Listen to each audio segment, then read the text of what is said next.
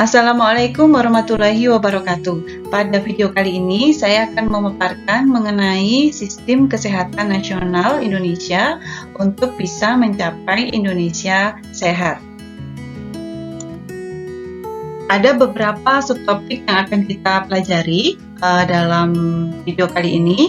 Yang pertama adalah dasar hukum mengenai sistem kesehatan nasional, kemudian apa pengertian sistem kesehatan nasional, kemudian apa saja landasan yang digunakan dalam sistem kesehatan nasional, kemudian apa prinsip dasar sistem kesehatan nasional, tujuan dan kedudukan sistem kesehatan nasional, kemudian subsistem apa saja dalam SKN, dan yang selanjutnya, yang terakhir adalah bagaimana penyelenggaraan sistem kesehatan nasional. Kita awali dari yang pertama di sini tentang dasar hukum sistem kesehatan nasional. Dasar hukumnya di sini adalah Peraturan Presiden Republik Indonesia Nomor 72 Tahun 2012 tentang Sistem Kesehatan Nasional dan juga Undang-Undang Nomor 36 Tahun 2009 tentang Kesehatan. Yang berikutnya di sini adalah pengertian dari Sistem Kesehatan Nasional atau kita singkat dengan SKN. Sistem Kesehatan Nasional adalah pengelolaan kesehatan yang diselenggarakan oleh semua komponen bangsa Indonesia secara terpadu dan saling mendukung guna menjamin tercapainya derajat kesehatan masyarakat yang setinggi-tingginya. Untuk landasan sistem kesehatan nasional atau SKN di sini ada 3, yaitu landasan ideal, konstitusional, dan juga operasional. Landasan ideal di sini adalah Pancasila, sedangkan untuk landasan konstitusional adalah Undang-Undang Dasar 1945, terutama pada pasal-pasal tertentu, yaitu yang pertama adalah pasal 28A, kemudian pasal 28B ayat 2, kemudian pasal 28C ayat 3, kemudian pasal 28H ayat 1, pasal 28H ayat 3, kemudian pasal 34 ayat 2, dan pasal 34 ayat 3. Untuk landasan yang ketiga yaitu secara operasional di sini yaitu Undang-Undang Nomor 36 Tahun 2009 tentang kesehatan dan ketentuan peraturan perundangan lainnya yang berkaitan dengan penyelenggaraan SKN dan juga pembangunan kesehatan. Yang berikutnya di sini adalah prinsip dasar sistem kesehatan nasional. Sesuai dengan Rencana Pembangunan Jangka Panjang Nasional tahun 2005 sampai 2025 RPJPN, bahwa pembangunan kesehatan ini diarahkan untuk meningkatkan kesadaran, kemauan, dan kemampuan hidup sehat bagi setiap orang agar peningkatan derajat kesehatan yang setinggi-tingginya ini dapat terwujud. Sedangkan untuk pembangunan kesehatan itu sendiri diselenggarakan dengan mengacu pada 4 dasar di sini. Yang pertama adalah pri kemanusiaan, yang kedua adalah pemberdayaan dan kemandirian, yang ketiga adalah adil dan merata, yang keempat adalah pengutamaan dan manfaat. Pada dasar pri kemanusiaan di sini maksudnya adalah pembangunan kesehatan harus berlandaskan pada prinsip pri kemanusiaan. Tentunya yang dijiwai, digerakkan, dan dikendalikan oleh keimanan dan ketakwaan terhadap Tuhan yang Maha Esa. Serta di sini tenaga kesehatan harus berbudi luhur, memegang teguh etika profesi, selalu menerapkan prinsip pri kemanusiaan dalam penyelenggaraan pembangunan kesehatan, serta memiliki kepedulian sosial terhadap lingkungan sekitar.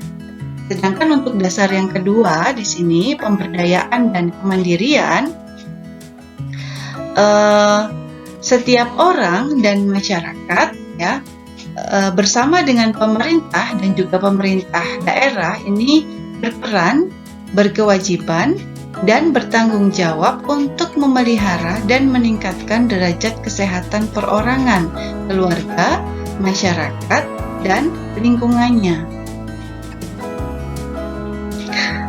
Kemudian dalam dasar pemberdayaan dan kemandirian ini dimaksudkan bahwa pembangunan kesehatan ini harus mampu meningkatkan dan mendorong peran aktif dari masyarakat.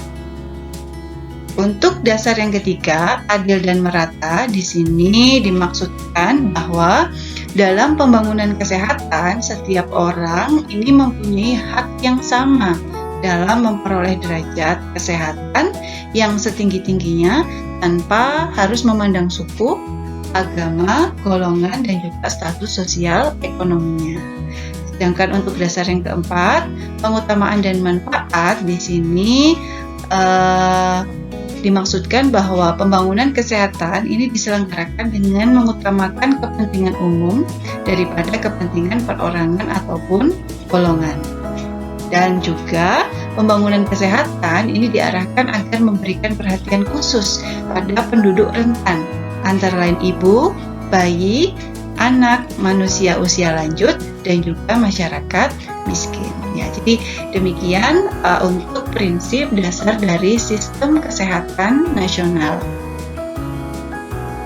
Untuk tujuan dari sistem kesehatan nasional di sini adalah terselenggaranya pembangunan kesehatan oleh semua komponen bangsa, baik ini pemerintah pusat, kemudian pemerintah daerah, dan atau masyarakat termasuk juga badan hukum, badan usaha, dan lembaga swasta secara sinergis, berhasil guna dan berdaya guna sehingga terwujud derajat kesehatan masyarakat yang setinggi-tingginya. Itu adalah tujuan dari SKN.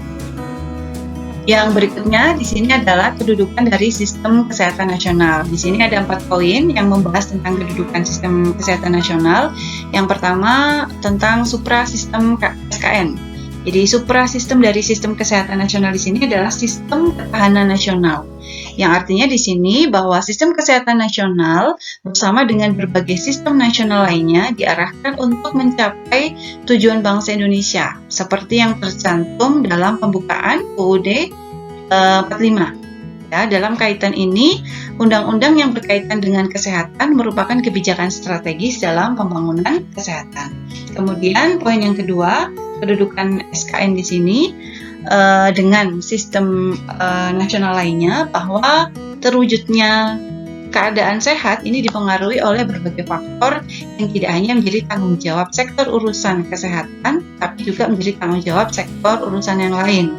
Jadi SKN di sini bersinergi secara dinamis dengan berbagai sistem nasional lainnya, seperti sistem pendidikan nasional, kemudian sistem perekonomian nasional, sistem ketahanan pangan nasional, kemudian sistem pertahanan dan keamanan nasional atau HANKAMNAS. Jadi saling bersinergi untuk bisa terwujud.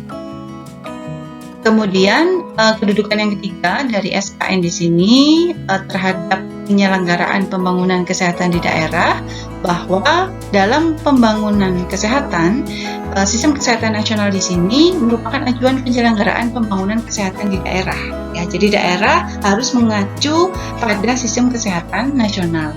Kemudian poin kedudukan yang keempat di sini tentang kedudukan SKN terhadap berbagai sistem kemasyarakatan termasuk swasta, bahwa keberhasilan pembangunan kesehatan juga ditentukan oleh peran aktif dari masyarakat dan juga swasta, tidak hanya oleh pemerintah saja, tetapi oleh seluruh komponen pemerintah dan juga swasta.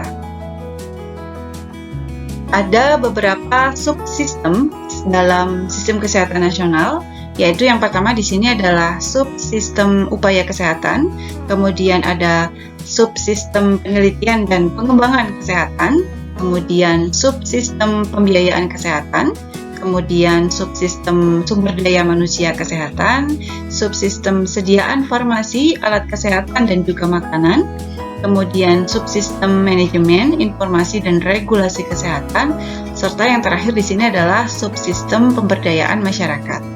Pada subsistem yang pertama, yaitu upaya kesehatan, di sini bahwa untuk dapat mencapai derajat kesehatan masyarakat yang setinggi-tingginya, ini perlu diselenggarakan berbagai upaya kesehatan dengan menghimpun seluruh potensi bangsa Indonesia sebagai ketahanan nasional. Jadi upaya kesehatan ini diselenggarakan oleh pemerintah termasuk TNI dan Polri kemudian pemerintah daerah, provinsi, kabupaten kota, dan atau masyarakat atau swasta. Melalui upaya peningkatan kesehatan, pencegahan penyakit, pengobatan, dan pemulihan kesehatan di fasilitas pelayanan kesehatan dan juga fasilitas kesehatan yang lainnya. Kemudian untuk subsistem penelitian dan pengembangan kesehatan di sini tujuannya adalah untuk mendapatkan dan mengisi kekosongan data kesehatan dasar dan atau data kesehatan yang berbasis bukti agar kita mempunyai data-data tersebut. Nah, untuk bisa mencapai atau mendapatkan data-data tersebut diperlukan penyelenggaraan kegiatan penelitian ya dan pengembangan kesehatan dengan menghimpun seluruh potensi serta sumber daya yang dimiliki oleh bangsa Indonesia. Jadi pengelolaan penelitian dan pengembangan kesehatan ini terbagi atas penelitian dan pengembangan biomedis dan teknologi dasar kesehatan, kemudian ada teknologi terapan kesehatan, kemudian ada epidemiologi klinis, teknologi intervensi kesehatan masyarakat, dan humaniora, kemudian kebijakan kesehatan, serta yang terakhir adalah pemberdayaan masyarakat. Untuk subsistem yang ketiga, yaitu tentang pembiayaan kesehatan, di sini bahwa pembiayaan kesehatan ini bersumber dari berbagai sumber. Yaitu yang pertama di sini adalah pemerintah, kemudian pemerintah daerah, swasta, kemudian organisasi masyarakat, dan juga masyarakat itu sendiri. Jadi pembiayaannya dari berbagai sumber. Kemudian yang berikutnya di sini adalah subsistem sumber daya manusia kesehatan. Jadi sebagai pelaksana upaya kesehatan akan diperlukan sumber daya manusia kesehatan yang mencukupi dalam jumlah, jenis, dan juga kualitasnya, serta harus bisa terdistribusi secara adil dan merata sesuai dengan tuntutan kebutuhan pembangunan kesehatan. Jadi sumber daya manusia kesehatan yang termasuk kelompok tenaga kesehatan sesuai dengan tenaga keahlian dan kualifikasi yang dimiliki itu terdiri dari tenaga medis, tenaga kefarmasian, tenaga keperawatan dan kebidanan, kemudian tenaga kesehatan masyarakat, tenaga kesehatan lingkungan, tenaga gizi, kemudian ada tenaga keterapian fisik, ada tenaga keteknisian medis, ada tenaga kesehatan lainnya, diantaranya termasuk peneliti kesehatan. Itu untuk subsistem yang keempat, yaitu sumber daya manusia kesehatan. Kemudian untuk subsistem yang kelima, yaitu sediaan farmasi, alat kesehatan, dan makanan di sini, bahwa dalam subsistem ini meliputi berbagai kegiatan untuk bisa menjamin aspek keamanan, khasiat atau kemanfaatan dan mutu sediaan farmasi, alat kesehatan, dan makanan yang beredar, ketersediaan, pemerataan, dan keterjangkauan obat, terutama obat yang sifatnya esensial, perlindungan masyarakat dari penggunaan yang salah dan penyelenggaraan obat, kemudian penggunaan obat yang rasional, serta upaya kemandirian di bidang kefarmasian melalui pemanfaatan sumber daya dalam negeri. Subsistem yang berikutnya dari sistem kesehatan nasional di sini adalah subsistem manajemen, informasi, dan regulasi kesehatan. Di sini untuk bisa menggerakkan pembangunan kesehatan secara berhasil guna dan berdaya guna, diperlukan manajemen kesehatan. Di sini peranan manajemen kesehatan adalah untuk melakukan koordinasi, integrasi, regulasi, sinkronisasi, dan juga harmonisasi berbagai sistem SKN agar efektif, efisien, dan transparansi dalam penyelenggaraan SKN tersebut. Kemudian untuk subsistem yang terakhir di sini adalah pemberdayaan masyarakat, bahwa sistem kesehatan nasional di sini akan berfungsi optimal apabila ditunjang oleh pemberdayaan perorangan, keluarga, dan juga masyarakat. Jadi masyarakat termasuk swasta bukan semata-mata sebagai sasaran pembangunan kesehatan, melainkan juga sebagai subjek atau penyelenggara dan pelaku pembangunan kesehatan. Oleh karenanya, pemberdayaan masyarakat menjadi sangat penting agar masyarakat termasuk swasta dapat mampu dan mau berperan sebagai pelaku pembangunan kesehatan. Ini adalah beberapa subsistem yang ada dalam sistem kesehatan nasional. Poin yang terakhir dari sistem kesehatan nasional di sini adalah penyelenggaraan sistem kesehatan nasional. Pengelolaan kesehatan di sini mencakup kegiatan perencanaan, kemudian pengaturan, pembinaan, dan pengawasan, serta evaluasi penyelenggaraan upaya kesehatan, dan juga sumber dayanya secara serasi dan seimbang dengan melibatkan masyarakat. Penyelenggaraan upaya kesehatan meliputi upaya kesehatan perorangan dan upaya kesehatan masyarakat. Ya.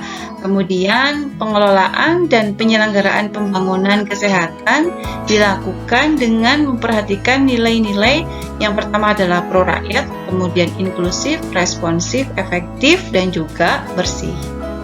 Penyelenggaraan SKN ini dilaksanakan secara berjenjang dari tingkat pusat sampai dengan daerah. Pemerintah membuat kebijakan yang dapat dilaksanakan di tingkat provinsi dan juga kabupaten kota.